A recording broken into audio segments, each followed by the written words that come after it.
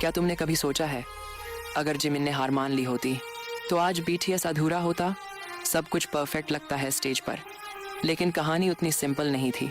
एक टाइम था जब जिमिन सबसे ज़्यादा मुस्कुराता था, लेकिन अंदर से सबसे ज़्यादा टूट गया था।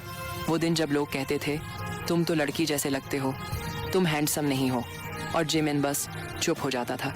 उसकी आंखों में आंसू थे, पर कैमरे के सामने वो हमेशा कहता, आई एम ओके, लेकिन वो ओके नहीं था।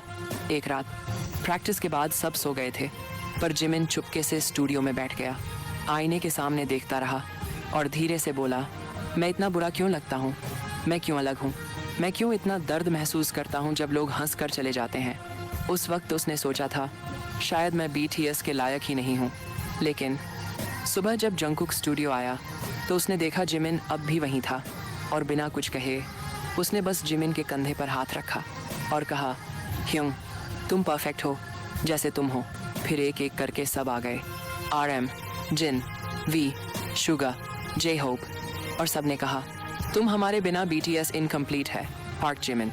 उस दिन जिमिन रो पड़ा, पर पहली बार वो आंसू दर्द के नहीं, शुक्रिया के थे। उसने समझा कि दुनिया चाहे कुछ भी कहे, लेकिन जब तुम्हारे पास सच्चे दोस्त होते हैं तो तुम हर दर्द से निकल जाते हो। और आज जब वो स्टेज पर मुस्कुराता है, जब वो कहता है, you're perfect as you are, तो उसके पीछे एक कहानी छिपी होती है।